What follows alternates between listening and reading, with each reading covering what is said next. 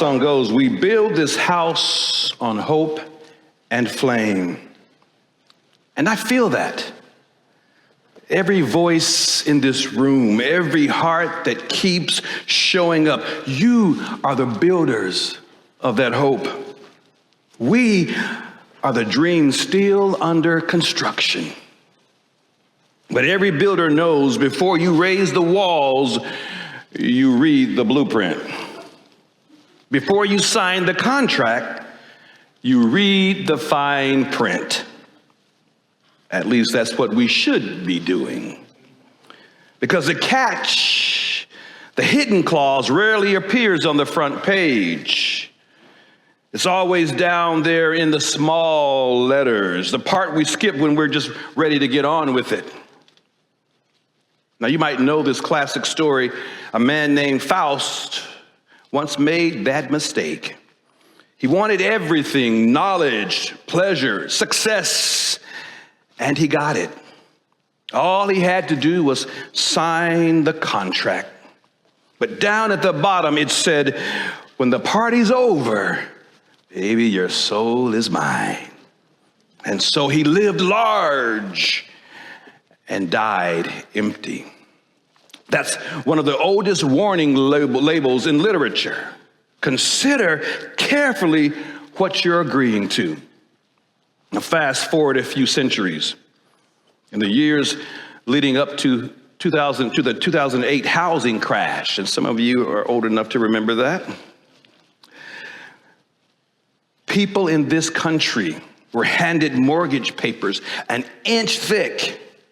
First-time buyers, families who had never owned a home before were told, you're approved, low interest payments, just sign right here. But buried in that stack were adjustable rates and balloon payments that would explode later.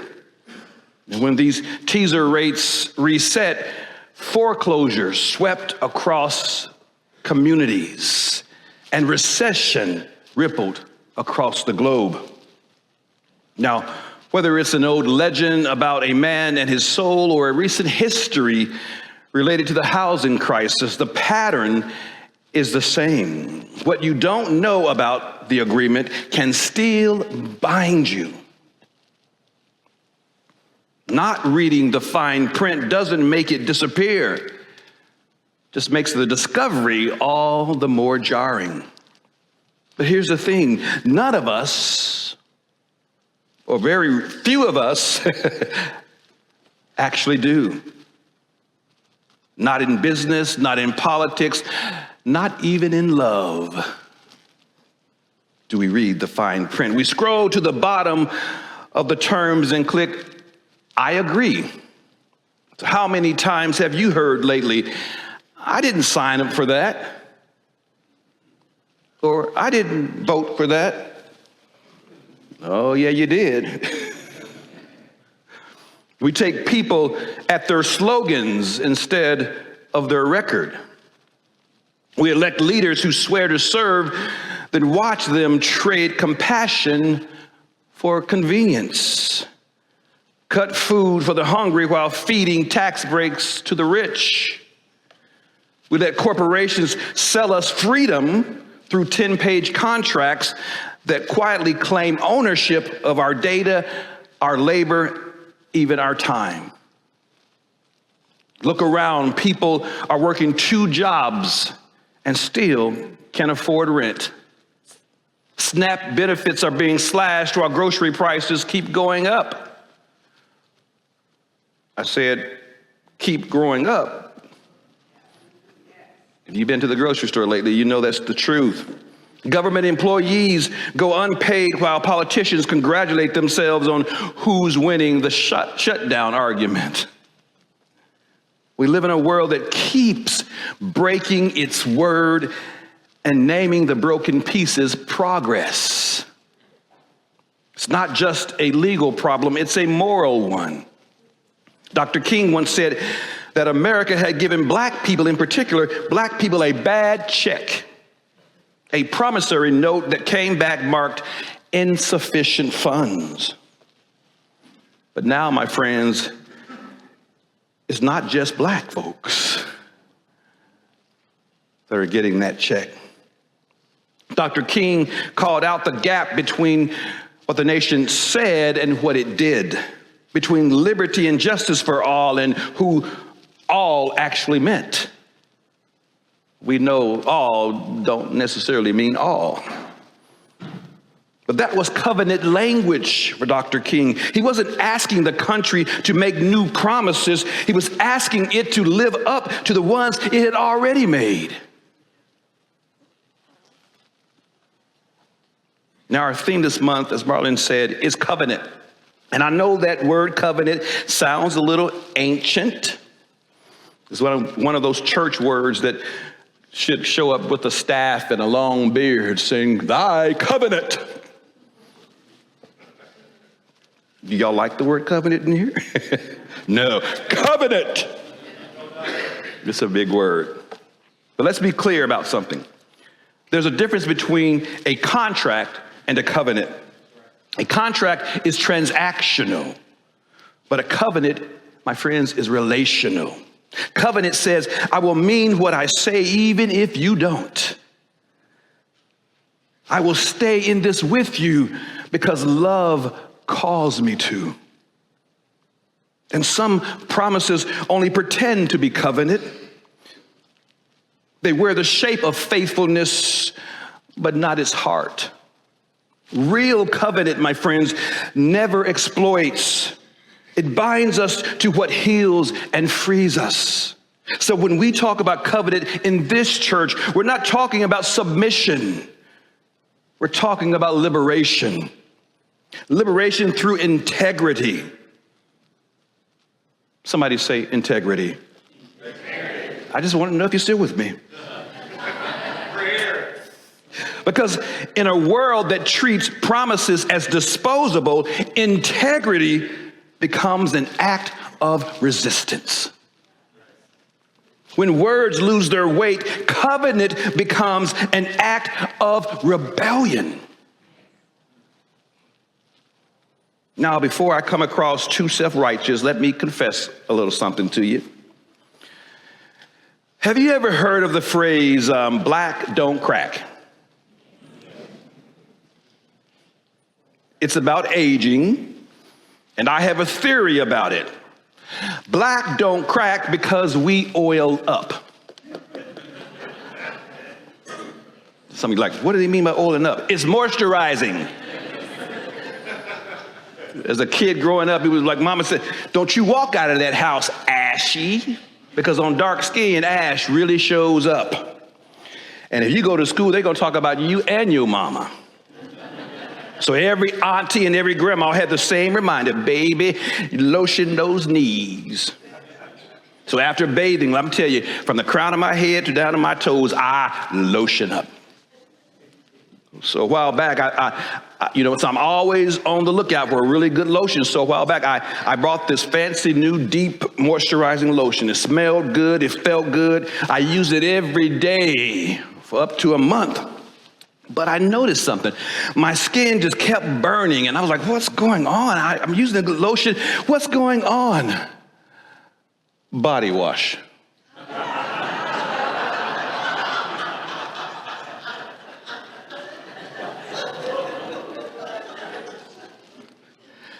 I had been moisturizing with soap for weeks. Someone said, good thing you didn't rain, Randy.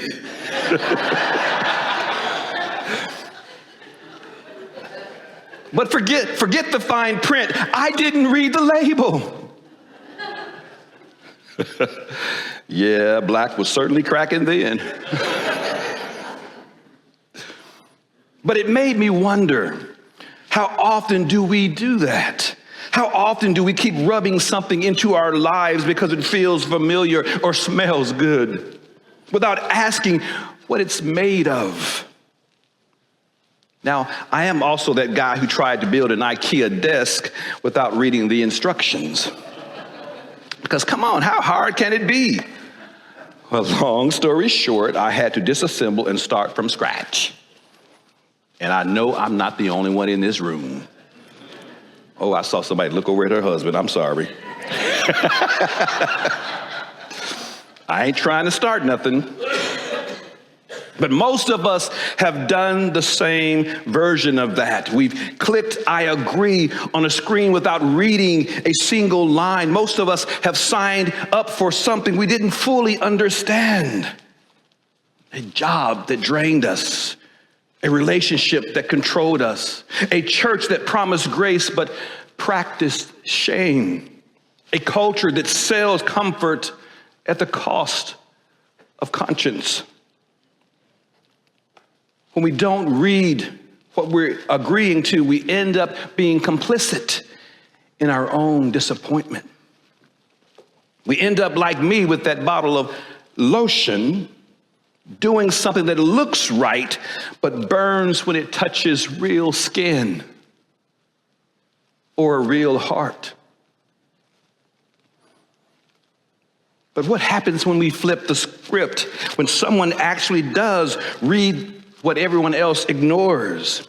In 2019, a high school teacher in Georgia named Danilyn Andrews bought a travel insurance policy for her retirement trip. She taught consumer economics, the kind of class where you learn to read the fine print. So she did, page by page by page. And on page 7, she found a secret contest line that said, "If you are reading this and are the first to email, you win $10,000. $10,000 for a teacher, a fortune."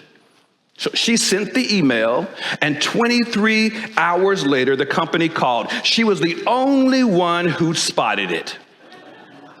65 other people had bought the same policy before her, but none had bothered to look. They gave her the $10,000, and she used part of it for her trip and donated the rest to literacy programs in her school. She proved that paying attention and diligence still matter. She didn't just teach integrity, she practiced it. That's covenant in action. Doing what you know to do even when nobody's checking in on you. Bet y'all started looking at the fine print now, right? But not every story ends like Mrs. Andrews. She had the time and training, but many of us don't. Sometimes the fine print is built to deceive us, written so small and tangled, we never stand a chance. We just dive in, often trading long-term values for short-term gain, accepting jobs that pay well but drain our lives, joining families that treat people as replaceable, saying yes to comfort or status if it means we're keeping quiet. That's a modern Faustian bargain. You get what you think you want and only later discover what it really cost. There are contracts like that need to be broken. If the label says gentle but is full of acid, the holiest thing one could do is stop using it. Walk away, name it for what it is. Leaving a harmful bond or a toxic relationship, an abusive church, an unjust system can be an act of profound faithfulness. Faithfulness to a deeper promise of your dignity and your own values. Now, we live in a culture that rewards shortcuts, where "I tried" counts as success, and "I meant well" excuses harm. We crave connection, but fear the cost. We want belonging without the binding, justice without disruption, community without commitment. But my friends, integrity isn't intention, it's alignment. When our words, actions, and values point the same way, all point the same way. When you keep your promise, not because someone's watching, but because it's who you are. Integrity is the physics of the soul, what holds a life in shape. Without it, my friends, everything collapses, whether it's a relationship or a nation. Covenant says, keep your word when it's hard. Stay, show up anyway. Now, our first UU principle meets us here. Every life, it says, has worth. Every soul has dignity, not achieved, but given. That's what holds us steady, even when promises fall apart. And when we fail, and we will, what then?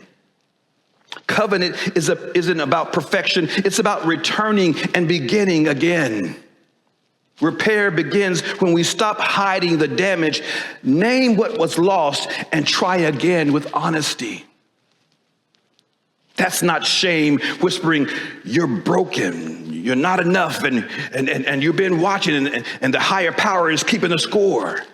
Covenant says louder, you failed, and you're still worthy of another chance. We all are. Indeed, we are all worthy of another chance. A promise isn't trustworthy because it never cracked, but because we cared enough to mend it with honesty. Humanist Adrian Rich wrote, we can choose to start with the impossible and move toward the possible. Renewal is never about perfection, my friends. It's about beginning again in truth. When I think about examples of integrity in this place, I don't have to go very far. I think of Nancy McDonald, an educator whose courage still echoes through this congregation. She fought for equality in Tulsa schools when it was neither safe nor popular to do so. She led with principle and with love. And the Library of Congress now holds her story as part of America's memory. I think of Dave Kroll, who just passed on Wednesday of this week. He showed up in this sanctuary so many times to usher and volunteer at memorials, even while fighting cancer himself. He was literally keeping covenant while dying, showing us that service doesn't retire just because the body does. My friends, that's one hell of a legacy. I think of George Crumey, who every year made sure students who couldn't afford winter clothes had warm hoodies.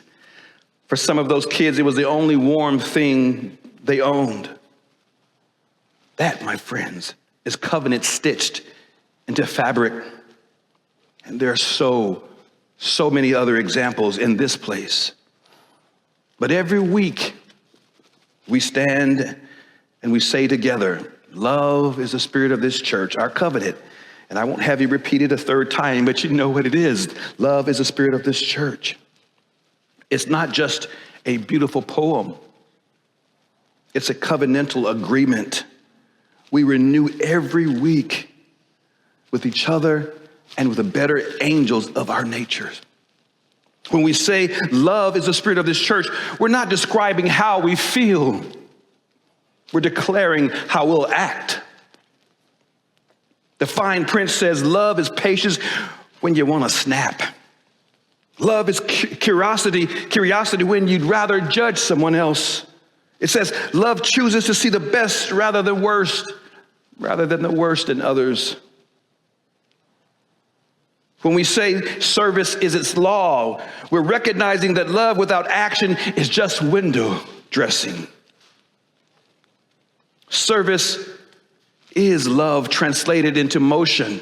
We don't get to clock out of compassion. And I'll repeat that. We don't get to clock out or opt out of compassion. We serve even when it's inconvenient, even when others don't deserve it, or we feel they don't deserve it. Maybe that's when we show it the most. When we say to dwell together in peace, we're promising not to run when it gets messy. And sometimes, my friends, life gets messy. Peace doesn't mean we all agree. It means we keep the table open anyway. Peace means we repair instead of retreat. And when we say to seek the truth in love, we're pledging to pursue what's real. Truth without love becomes a weapon. We know that, right? And love without truth becomes just a talking stick. And so many people right now are carrying it around like it's, never mind. We are called to seek truth, not to own it. And to do that seeking, we are called to do it in love. When we say to help one another, we're promising that no one falls through the cracks alone. And that's not charity, it is solidarity. It's the recognition that your flourishing and mine are all bound together. So I will try to see you as more than your worst moment. And I pray that you will try not to weaponize my vulnerability against me. And I will tell you the truth without deliberately trying to harm you. That's what dwelling together in peace means. And when we say this is our great covenant, we're not describing perfection, we're describing persistence. We are saying that we will keep trying even when we fail, because love is worth the labor. Taken all together, the covenant, our covenant, is the fine print to what it means to be all souls. I got to repeat that again. Taken together, the covenant is the fine print of what it means to be all souls. Every time we say it, we are naming who we are aspiring to be. It stops being just liturgy. It starts becoming a way of life. In a culture of betrayal, keeping your word, my friends, is a radical act. When politicians lie without shame, when companies market deceit as innovation, when public trust is a punchline, integrity becomes revolutionary. Every honest word you speak is an act of protest. These days, every time we show up again after disappointment, we are waging peace against the chaos of our age. Again, I say, when words lose their weight, covenant becomes rebellion, sacred rebellion. Because covenant says, live true, stay steady, show up. So what does that look like in practice? It looks like refusing to be cynical. And these days may be difficult to do. It means helping the neighbor whose name you don't know. It looks like standing with others to demand change. It looks like giving your time to something that doesn't give you anything back, but perhaps purpose. It means speaking truth with kindness and keeping your word with courage. Because covenant calls us to rebuild what we didn't actually break. It calls us to keep loving what the world keeps wounding. So before, my friends, you lather up on your next promise, read the label. Ask what it's made of. Ask what it's cost. Ask if it heals or harms. And when you find a promise worth keeping, pour yourself into it. Keep it so faithfully that others can read your integrity in your actions. My friends, maybe covenant isn't carved in stone. Maybe it's written on our hearts. And maybe our faith or our philosophy isn't about believing anything that's written in books. Maybe it's all about this: reading the fine print of love and rising up together to live it again and again and again and again. Blessed be.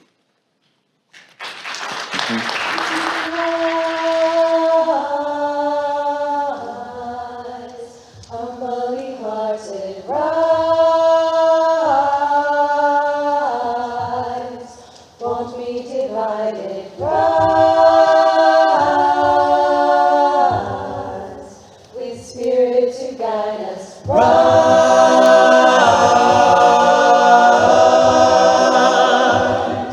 In hope, in prayer, we find ourselves here. In hope, in prayer, we're right here. In hope, in prayer, we find ourselves here. In hope,